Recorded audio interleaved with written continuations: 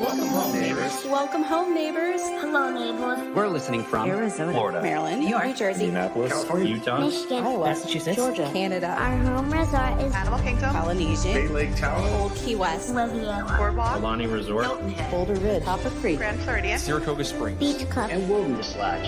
and you're listening to and you're listening You're listening to my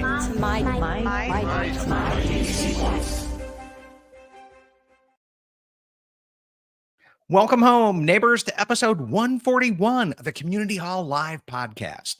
My name is Chad, and I am your host tonight. I am the curator of magical stories, kind of the community founder here, chief cook and bottle washer, guy who edits the podcast and gets it all done when they don't seem to be happening on any other way. So welcome to our show tonight. We are talking about Disney dining tonight, and it is a blue sky program. We have no insider information. This is not a rumor show whatsoever. We are just reacting to what we're seeing going on in the market. And I just want to make that incredibly clear right up front here. All we are talking is, what do the fans think about Disney dining and reservations and all of that kind of fun stuff? Before we jump into today's show, I want to do a huge shout out of thanks over to our sponsors over at DVC Resale Market. If you are in the market to add on and buy a few more points, DVC Resale Market can help you save a boatload of money versus buying direct. They are the largest resale broker out there. Every single one of their staff is a former Disney Direct guide, so you can get that Disney level of experience without having to pay that Disney price tag. DVCResaleMarket.com. Let them know you heard about them here on the My DVC Points platform. To kick off today's show, I want to welcome our regular live co-host, Miss Sandy. Welcome back to the show. Hi, Chad. How you doing tonight? I'm doing good. I'm looking forward to this fun discussion. It's not too often I get to come back in and lead these Sunday night community hall lives, but I'm excited to come back in on this one. And we are also going to welcome in my good friend, Caleb Allison. Hey, Caleb. Hey, everybody. So we're doing great. And we're kind of reacting in today's show with a blue sky community deal. We want to know what everybody thinks in the DVC community about reservation finders. There's been several these third-party ones that have popped up, and we want to ask the question, what if Disney were to create their own? What would you guys want from it from a features perspective? What would you guys want from it from pricing? And then we'll wrap this show up with what's the priority going to be for selecting people. This is all blue sky. Like I said in the pre-show, we have no insider information whatsoever. This is all just community, blue sky and fan geeking out kind of stuff, right? And it also came out of Disney recently updated their advanced dining reservation system so that now you can see all of the different possibilities instead of just seeing a couple at a time. So it's kind of a reaction to that too. The fact that they are making these great improvements in the system that are helping guests to get those dining reservations and those other types of reservations a lot easier. So what are the things that we think would also help for that? Yeah. So first off, what is your guys' thoughts on any of the paid ones, right? What features would you want here? Would you want a text message? Do you guys want SMS? Do you guys want a pop-up notification in the My Disney Experience app? Honestly, in my case, because we're all DVC members, we're so used to using that wait list, right? So we're used to being able to go in and say, hey, I need to have an extra night, or I'm looking for this at this particular resort, or just, be able to pop on in and select that option. So I would love to see something like that pop up into, My Disney Experience, so that it's a technology that they already seem to have on the DVC side. Maybe they could bring that over and use that same technology for doing dining bookings as well, so that you could punk in, oh, I want to have Cinderella's Royal Table. Well, when that pops up, then they'll waitlist it for you.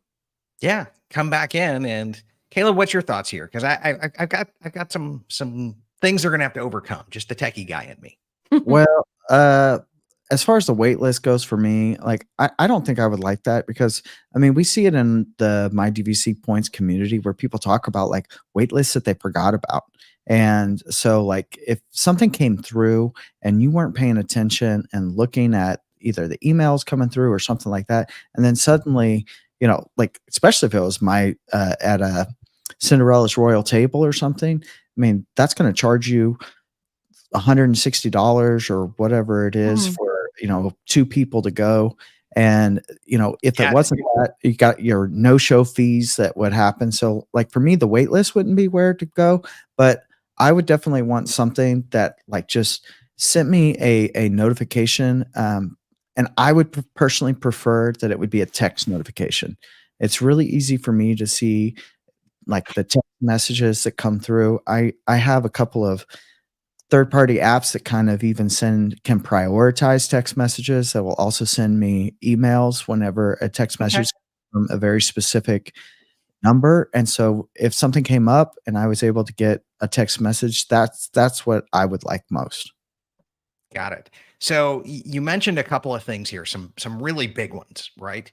So like Cinderella's Royal Table, you have to pay for that in advance. Mhm. It's Like one when that it's pretty much the only one.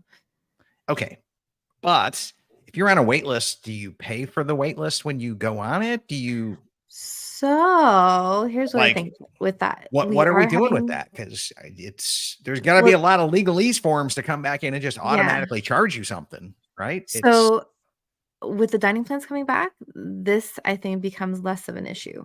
So, if you have a dining plan already on your reservation, like your overall okay. confirmation, then it would just go in and be able to do that like it used to do It in the could, yeah, olden yeah. days. And again, we're blue skying, so this Mhm. is I could see it. It could take a dining credit that's a little less Mhm. credit card orientated, PCI, credit Yeah. card industry payment processing stuff. So I could definitely see that. And I like the text message. I would add to this if I was designing this to send you a text message when you get to the top 3 in the wait list, right? Okay, you're in the top 3, you're in the top 2, you're getting the next one, right? So that this way you kind of know it's coming and you've got the ability to reply back, cancel, drop me out. Yeah, but I guess it could work the same way that we have it now for the DVC wait list, right? So like you can set it to a couple of parameters. Like, do you want it to enter into the zone where you're no longer able to cancel it or not, and that sort of thing. So you could do that as well. Well, I see it because here this is just a dining reservation, right? And I could be waitlisting for 3 different places for dinner that night because it's Hmm. an if it's a non-park day and I'm waiting for Grand Cal or I'm not Grand Cal, I could be Grand Cal if Disneyland would adopt it. Hmm. But let's just start with Walt Disney World here. So I could be going for California Grill, I could be going for something outside the parks and with my wait list as well. So, yeah, I'm definitely feeling the email, the text thing that's going on there as well. And I And guess maybe prioritizing them as well, right? Like if you have like a certain day, you would be allowed to have maybe one or two wait lists for that particular day for each meal period. I guess you could do it that way too. yeah, I mean, that's another great feature question, right? How many multiple wait lists would you guys have, right? And is the rule if you get one, it kills all the others, Mm. right? It's like because we want everybody to come back in and get something if they don't have anything.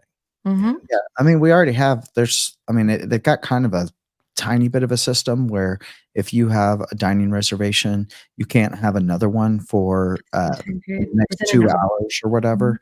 I mean, you can kinda easily get around it by just having somebody else in your party be, like, the lead guest on it, but it is a little bit of a system that they have in place to keep you from having and holding multiple dining Yeah. reservations. which Um, can be an issue if you have like a reservation for Oga's Cantina in Star Wars Galaxy's Edge, Mhm. and you want to yes. go there for drinks, and then you want to go over to Brown Derby and have dinner right afterwards. Which is So fine usually though, because it's within an hour. So you could do, let's say, drinks at 4 and then dinner at 5, but it would have to be like, 4 PM and then 5:05, and then you'd be fine. okay, okay, fair enough, fair enough, fair. But I also wonder about, like, anything that maybe would prioritize based on what hotel you're staying at. Like, if I'm staying at Bay Lake Tower, should I have any kind of prior a Priority. Mhm. higher Yeah, I think priority that's our versus, third like, to question go tonight. to oh, okay, to Let's just jump into there because I feel like let me hit some of these features and then we'll just jump down to the third question. We're not a slave Sounds good, to sounds good. anything else here. So just coming in, Rob was saying, I'd love it if it was a waitlist system and send you a text or email that you should try to go book. So that's not Yeah. saying not book it for me, but just saying, hey, there's a reservation out there like the non-Disney ones do today. Mm, And to come out there like Mouse Dining, and we've partnered with them in the past, and there's one called Stakeout out there, and there's yeah. several of them. You have to have impeccable timing You for a really lot of do. You've those. got to Yeah, like be clicking it right on the deal. exactly. And Rob is saying he's had success with mouse dining before. Mhm. And then Gina is saying I would prefer a text or an email. Emails get delayed, texts are a little bit more instant.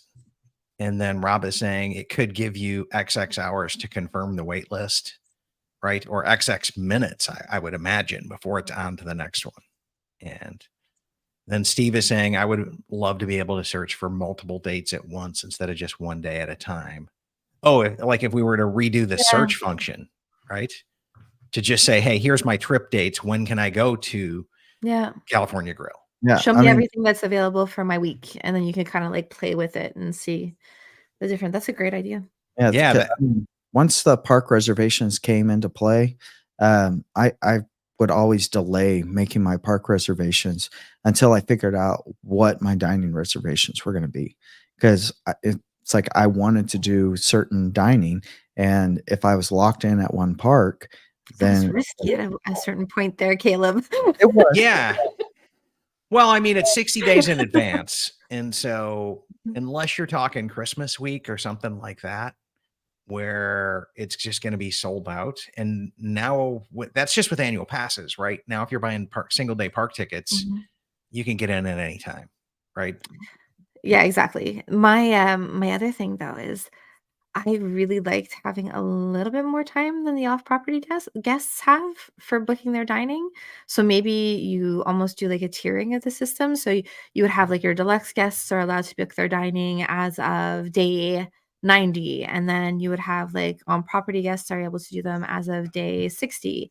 And then everybody else is able to do them as of day 30, and like kind of tier it out the way that they used to have it tiered out, which was really convenient for people who are staying on property. It was a big perk. It was. So let's just ask the question to everybody who's listening. How would you want an official Disney dining reservation finder to prioritize this? Are we going to come back in and we going to go, hey, on property people versus off property people? Are we going to then come back in and say deluxe guest, then moderates, then values? Right? Or were we going to, I guess the campground's what, a moderate now, Caleb? Does it, if I remember correctly, is Fort Wilderness a moderate? Because you'd have The to cabins factor them are. in. Yeah, the cabins are The considered cabins are. moderate. Okay. Okay. So the cabins are moderates there. So that's another option for this. Are we going to come back in and go first come, first serve? Mm-mm. So what do you guys think is fair? It's, Well, like I said, I think that it would be great for on-property resort guests to be able to book ahead of the general public. I think that would be a huge perk. I think that would be a great thing for guests kind of hemming and hawing over whether or not they want to stay on property. Right now, booking 60 days out, they still have like a pretty good chance of getting certain dining reservations compared to the resort guests, even though the resort guests are able to do for the duration of their stay. And it would alleviate a little bit of the stress for the on site guests in the sense that maybe if you were like kind of rethinking things, then you at least have that buffer to be able to book it with a priority versus the general public. So, Sandy, are you talking about just making reservations in general, or any kind of reservation wait list, or whatever we're talking about, prioritization of on-site? Yes, for that. I would say anything because I mean that's the whole point of staying on site, right? You have the perks that are Mhm. attached to that. And these are easy perks for them to do, right? Just changing a dining booking window. They used to have that in the past. It's relatively easy, I would imagine, to be able to just switch that up and say, "Oh, you have a confirmed reservation on site. You get to book your dining now." Well, while we're in here, for the love of all things pixie dust, can we please go back to multiple reservations get automatically linked together for your whole stay? We're Mhm. DVC members. We're filling in gaps of availability. We're not booking a whole week at a time at times, especially if we're late to the game or sneaking an extra vacation in, or we had to cancel and reschedule, we're filling in the gaps for what rooms are available. So it's split stays. Yeah, And exactly. let's Do you go wanna talk back a to the feature that allowed us to book all of that at once. So yes, I agree with that. And I'm also liking the fact of doing a pecking order here of, hey, let's come back in and give on-site guests this. Let's come back in and Mhm. come all the way down the list, including an annual pass holders can come Mhm. back in before offsite guests, right? Yeah. Let's show a little bit of love to the people who are spending a lot of money or, Regulars, exactly. or coming a lot, right? Mhm. It's now they're probably not going to want to do that. They're probably going to want the people with their once in a lifetime trips to get those deals because the annual pass holders they're going to argue could come back. But loyalty deserves something there, and yeah, In your in this universe we're painting here, would you have it just be like a time prioritization, or would at any moment that somebody was on site that they would get priority? Like, even if it was 5 days before that they created this wait list, would they get priority over offsite? I would go by day of sign up and then go Yeah. by priority by day, right? So that this way, Okay. if you're on it early as an offsite guest, you're still going to get a good shot at doing that. But when it pops, we're going to go through, hey, who put their reservation in the soonest? By that day, we'll rank accordingly. Because to me, I think that's a fair way of getting this here Mm. as well. I think another kind of thing that's similar to this that they've brought in, which is interesting, is they now have, post-pandemic, a lot of wait lists that become available in the app, like, day of, and that's Mhm. become really handy, in fact, for, like, those last-minute changes, for the, "Oh, I don't know where I wanna eat, but I actually do wanna have, like, really good air conditioning, and I don't want the hassle of going to a counter service restaurant," and you can just pop on into the app and figure out what's available at that moment in time. I got to tell you, as a local, I don't even mess around with mouse dining anymore. Mhm. I just come back in and just refresh the app, and I usually find something that's acceptable and suitable for me. But I don't That's really care. Like Yeah. if I'm there today, that's great. If not, then I really am have a hankering for the bread service at Sanaa. I know I can go join the walk up wait list and sit at the bar, or I can keep refreshing until I find something. Mhm. So to me, it's this cancellation thing and is a problem, but it's also solving some problems as well Yeah. for letting people come in like that. Let's come over to some of our comments here as well. So Gina was saying, I think if for which resort you're staying at, you get priority for that resort. For example, if you're staying at Grand Mhm. Flow, you get priority at the Grand Flow restaurants. Makes sense. I agree with that. I mean, Yeah. because if I'm at Bay Lake Tower and I'm really wanting to experience California Grill, and it's been hard for me to get it for whatever reason it might be. Maybe I got a large party. I mean, that's sometimes it's you're Mhm. on it at 60 days, but you have 6, you have 8 people Mhm. in your party, especially people that are staying in 2 bedrooms or grand villas. It's hard to get. And so if you could somehow make a prioritization, I cannot say that word today, but prioritization on that, hey, you're staying at this hotel, and the wait list kinda does Yeah. that 'cause it's a little bit geo-fenced that the walk-up wait list, you have to be close to be able to use it, Yeah. but if it was a week out, 2 weeks out, whatever it is for this, imaginary wait list, uh, a person at that resort probably should get priority. Yeah. I'm 100%. 100%. And I would even expand that out to let's prioritize the people on the monorail for the monorail resorts because they're paying monorail resort prices for a reason. Exactly. Okay, let's kind of show some love here as well. And Jared saying, I think if you're staying at a resort with dining, you should get priority. Staying at Riviera, I want a bonus of booking Topolino's before other people. Makes sense. I agree with you. That breakfast at Topolino's is really hard to get. The dinner, Mhm. not so much, but breakfast, absolutely. And Danielle saying deluxe guest 120 days, on-site 90, Disney affiliated 60, and off-site 30. So, okay, well, that's a It's fair like a system as cruise, well. right? It's very similar to the cruise structure as far as, like, your Castaway, club ac like, status. Yeah, I mean, or yeah, should Walt Disney World go to a Castaway Club status, right? Whereas if you're DVC members, if you're annual pass holders, if you're Club 33 members, right? Mhm. Are you a Disney Plus subscriber? Like all of that. Do you have the Disney 23. Visa card, right? As much as I love to hate on that card, it's We can't get them where we're from. yeah, well, just consider it a blessing, but yeah, not available for Canada's. But yeah, I think that's another great That's a method into the tier thing here. yeah. So let's go to our final question tonight. And how should we pay for this thing? Because if you use a third party, you're paying for it, whether it's $10 a month, $20 a month. Disney IT, it's going to cost them some development dollars to build this, to maintain this. They're either going to raise the price of our restaurants up even higher to pay for it, or they're going to monetize it some way. Yeah. So for It those of you guys who are listening, do me a favor and just drop a $sign in the comments below if you'd be willing to pay for this and how much you would be willing to pay for it for your vacation as well. So Sandy, what's your thoughts here on paying for this? well, seeing as though we've gone the way of like Genie Plus and all the individual Lightning Lane selections, there probably would be an associated cost with it. But by the same token, I don't think there should be.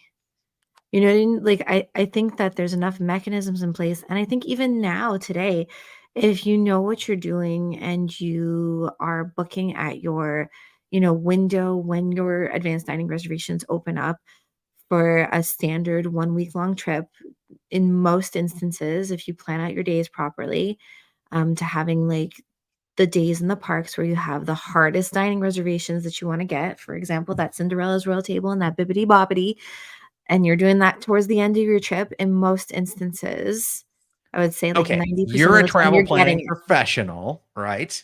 And I guess a lot of our Yeah. audiences are super skilled as well. Well, But yeah, exactly. what I hear you saying is you can get it if you really work on it Mhm. today. So, but we're talking about the things you can't get. Like what? Like California Grill at 60 days out. But you Okay. can in most instances.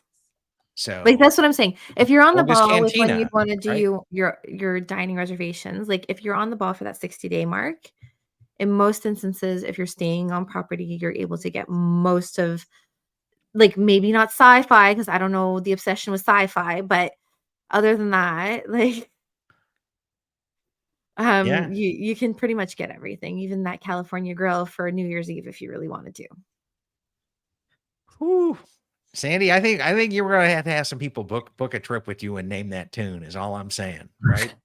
Like, we want to hear from Sandy's clients to let her, let us see her work her magic here, right? Because sci-fi, like that's that's a tough one to get. Caleb, what's Yeah. your thoughts here? Are you paying for this? Well, so I echo what Sandy is saying a lot, and I will say this, that I'm kind of jaded towards it, between being a travel professional and being a DVC member, going multiple times, that I'm like, I am throwing so much money at Disney. I don't know about it, but if I rewind, 6, Mhm. 7, 8 years ago, when I wasn't a DVC members, we weren't coming very often, then probably I would have been a lot more willing to put up some money for us. And Mhm. so, like, when I'm just talking about kind of the lay guest, or some of my clients that kind of want a last minute, hey, I want to go to Disney during Christmas, and can I book it now?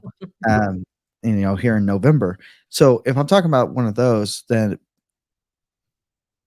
Oh. to be able to do it, because I'm always having to sit there and try to find it, and Mhm. I'm refreshing, and if I could set it and forget it, Yeah. it would be very, very nice. It'd be so nice, and I wouldn't have to do all that legwork that Sandy was talking about, and being on the ball, and being up at 5 AM, and hoping that it starts a little bit early, whatever Mhm. it might be. So, do I need to give you a dollar sign, or a not an amount that I think I would be willing to Yeah. pay? Okay. Well, For your Oh, for your okay. vacation, right? For my personal vacation, Or um, X dollars per day. in Okay. today's dollars, but with my mentality of 7 years ago, I would probably say that it might be worth, you know, maybe $10 for a month that I'd be able to have some kind of like unlimited wait list or unlimited, like it's going to make the reservation for me.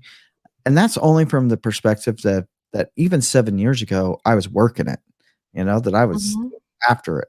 So I kinda got everything I wanted 7 years ago as well, and I didn't that was back in the 180-day dining reservation days, and I booked under 180 days, and a lot of those really hard ones were gone, but I still was able to get them back then. Mhm. So, Yeah. I'd say maybe $10 just to 10 have bucks, the 10 bucks. convenience of set it and forget it, but if it was some kind of crazy day tier thing, like, okay, during Christmas time, it's gonna be $25, and during this time, it's gonna be I probably wouldn't go for it for more than 10.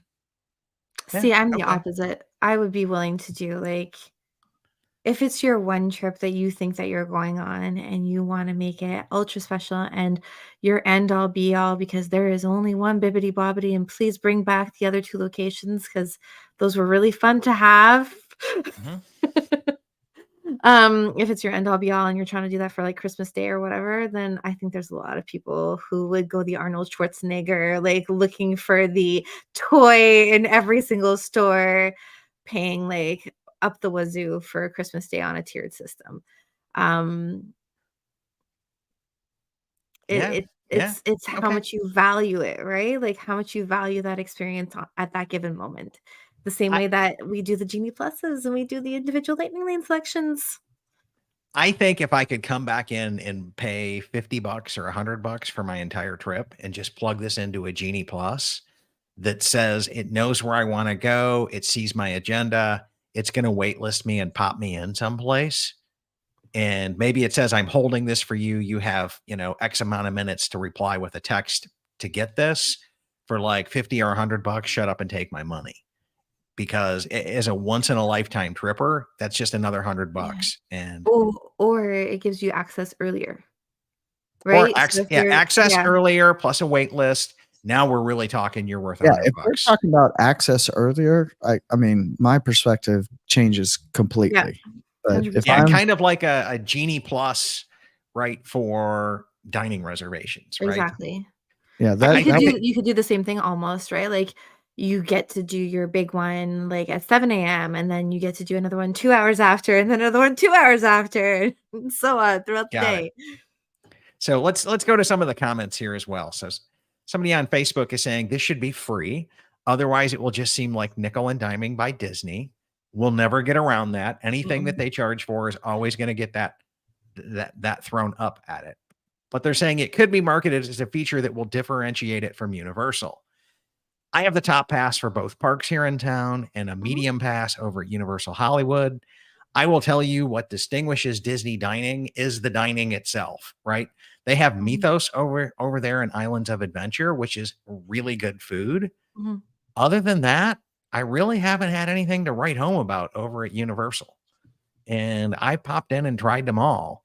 And Three Bridges is cool for the Harry Potter, not Three Bridges, but Three Broomsticks. I say Three Bridges because went to Three Bridges At with True both of our co-hosts tonight is Yeah, over here at Coronado. we do love a good Three Bridges. Yeah, some of the Harry Potter restaurants are pretty good to pop in once, but they're not really that hard to get. A lot of them are just walk up No. and wait. Well, a So lot of them are mobile order too. If you do the mobile order, you mhm. can skip the line for that walk up. So I kind of think Disney's already distinguished it by having such a huge demand for their restaurants and unique Mhm. theming and Be Our Guests and And the California princess Grill and line. we've already just done that distinguish right there. Mhm, But that's kind of my thoughts there. So let's go to our buddy Jared. He's saying $15 if auto booked by my time request, similar to a DVC wait list. mhm. So I think that's a fair price as well. And then Nick says, for the love of Mickey, could reservations go live later in the day? And that's a West Coaster who's not liking to get up at 8 o'clock a.m. Eastern, which would be 5 a.m. his time. It's early for us too, Nick, don't worry. Yeah, and he goes, even for Disneyland restaurants, 3 a.m. Pacific is so cruel. And It's I not think cool. West Coasters would pay if a system really worked to set it and forget it. That would be that's quality of life sleep time. Yeah, Yeah, yeah. it If you is. could do that, I and almost or preferred the midnight back in the day because at least you could go to bed afterwards. yeah, that's true. And then Shauna saying, being DVC now, I'm not interested at all in paying for reservations. Back when my daughter wanted to go to Chef Mickey's, I probably would have paid to insure it. Yeah. Mhm. And I think that that's it as well. And then Jared is saying, earlier access, he's in for $50. And then Linda says, I am up at 5:45, I guess AM Central Standard Time to book, but I have got Topolino's the day of and also Beaches and Cream, and she's not paying. She's just going to get up and do Do it. that. Do the legwork. Yeah. Yeah. Do the legwork there as well. Mhm. So, yeah, I think I've covered everybody. I want to give a huge shout out to one of my credit card creator content friends over here at Chad's Money Minutes. He just popped in to come back in and see how we do things over in the Disneyland. I'm constantly popping in on his shows and streams. So, thank you for the reciprocity there. And you guys, if you're looking for some good credit card stuff, I know I've been mentioning a lot of it in the point and mile stuff here recently. Chad's a really good guy. I got to meet him at the Las Vegas trip over Labor Day weekend as well. So, okay, I think we've pretty well wrapped this up. One last comment from Nick here. To be fair, Steve does the AVRs while Nick sleeps. Hashtag princess. So I guess Yeah. we should be asking Steve if he's willing to part with that Exactly. money, right? It's yeah. That's a fair disclosure there, Nick, as well. So, Yeah. Bree would be saying the same thing. She'd be saying the same thing. Mhm. I'll let Gina take that down. But anyways, I want to give everybody a huge shout out and thank you for joining our stream tonight. Huge shout out to our sponsors over at World of DVC, including DVC Resale Market, DVC Rental Store, and Monera Financial. And a huge shout out of thanks over to our Patreon members as well. If you guys are tuning in and you have been listening to my last couple podcast episodes, you'll know they're about the 10-minute mark, which is unusual for a podcast. And that's because I'm using some of this Patreon dollars to hire a coach to teach me Final Cut Pro so that I can start making some edited made for YouTube videos. And so I'm needing content while I learn this. So I'm just putting that out there. I'm editing it twice, once as a podcast and then once as a video. So that's kind of what's going there. But thank you guys so much for all the Patreon income. And Mhm. this month, let me hire a couple of hours with my coach. So huge shout of appreciation and thank you for that as well. So thanks for tuning in, everybody. As always, we hope you learned something in today's episode, or at least thought about something in today's episode that will help you go plan something magical for your family. And good luck on the 60-day reservation mark. Let's end. Mhm. We've done all the speculation. So let's just be fair with this and go. If you've tuned in thus far, Sandy, give us some good tips and some good rules for people booking on the system today as is. We'll have you and Caleb collab on that one. So I would say definitely if it's your first time booking a dining reservation, the Disney system doesn't actually know that you're not going to be there in a couple of days from now. It doesn't know that you're going to be there maybe a couple of days before your trip, before that advanced dining reservation window opens. So go on in and make sure that your entire system is working first. Do a reservation that you make at usually my go-to is Tony's Town Square because there's usually great availability there. Test out that system, make sure that it works, and then cancel off that reservation right away that you're not using. And then that way, at least you know you've tested it, you've had a bit of practice before you're going in for that first ADR that you need to do at 6 a.m. Now, the other thing I 6 would say a.m. is Is it at 6 a.m., it's 60 Eastern, yeah. days in advance? That's when battle Mhm. time opens. And Sandy's saying, hey, go in and fire off a few practice rounds before you go into ADR Exactly. battles here. Exactly. Great And then tip. Great I tip. would say try for harder to get things like, for example, lightsabers or for Bibbidi Bobbidi. You can start trying those sometimes around 5 in the morning and you might have some luck. So I would say definitely pop on in and start trying that a bit earlier than that 5 o'clock mark. And that just relieves a little bit of stress along that 6 o'clock mark. And it relieves a bit of stress along the way as well. And then always have a punch list. So go through your trip, figure out which ones are traditionally the hardest ones to get. Even though they might be later on in your trip, those are the ones that you should try to book first out of the bunch, even though they might be happening on your last day of your trip. So I'll let Caleb get into like what some of those really tough ones to get are these days. Yeah, yeah. So I heard you say have a battle plan, like Mm-hmm. a plan of attack for this. Caleb, lay some wisdom on us here. Okay, so I would say that some of the tougher ones to be able to get are definitely things like Cinderella's Royal Table. Now we have Akershus over at Epcot. That one can be a little problematic to get, For breakfast, especially. Yeah. especially if you're talking about the breakfast. Mhm. Then definitely the Topolino's breakfast, character breakfast, is another one that traditionally is really difficult to get. Especially like some people are like, I want to do it at 9 a.m. and then I'll go to the parks later. And you got to be really flexible with what time. If you think that going to a certain restaurant is just like, you know, ride or die of your vacation, then you have to be flexible Mhm. with that time. So be our guest. I've had it kind of sometimes be hard, sometimes it's not. It just kind of just depends on the time of year. But my number one That got a tip, lot easier when they raised the prices on it. Yeah. yeah, So exactly. Space 220 is another one that's pretty Base difficult to get. 220 is like near impossible anymore. Sci-fi. Just sci-fi is weird. Like Mhm. Sandy said, I mean, it's burgers and fries. The ambiance is great. Yeah, Like it's a one and done for me. yeah. I had a good time you're there. killing me. Yeah, well, I'd probably go if somebody invited me, but I'm not gonna take my family of 4 to sit there and eat burgers and fries that I could get just down the road for half the price. That's Uh, it. but, I think also, you know, s a lot of times people are coming with groups of 6 or, they're traveling with family, and so when you are looking for these reservations, kind of 8 is pretty much the max at most of the restaurants, and so there's a couple Yeah. of places that you can have 12, like but they're not places you wanna go. I mean, it's like Rick's Sports Bar, no thank you. So, Do you you even Yeah. need got them for there? Like, no. I mean, okay. if you're being honest. But, Yeah.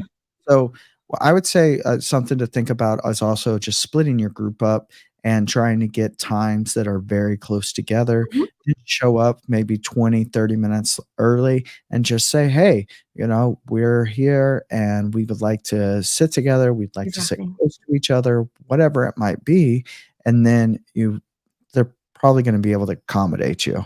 Yeah. Um and then last but not least is kind of if you're looking for a party of 2, for whatever reason, sometimes you can't find a party of 2, but if you do a party of 3, It you can works. it works. And so just increase it by 1 Yeah. and see what you can get. And when you show up, you just show up with 2, no big deal. Yeah, Mhm. yeah, that's Yeah. some pro tips there as well. The other pro tip I'm going to lay down here is if you guys need some additional help, or if you're planning a cash stay or a Disney cruise or an adventure by Disney, you can talk to Sandy and look her up on Facebook, Experience Magical Adventures, or you can work with Caleb. He is the founder of Pixie Path Travels. These guys would both be loving to help you book a DVC, or I guess not a DVC one. I'd love to help you book a Disney vacation that's not DVC. We have a really hard time here on our channel with like travel agents and giving shout outs because we have so many travel agents that come here. So I try to give them a shout out when I can on here as well. So thank you guys so much for doing this. And thanks for tuning in, everybody. And now we're going to wrap up the show for good because I think we've already done our sign off. I just wanted to check the boxes there with some factual stuff and end a speculation show on some Mhm. really good tips on current day that you can come back in and plan for today. So, Gina, let's go ahead and roll the tape and take us out of here. Y'all have a great night. Thanks for tuning in. Bye, folks.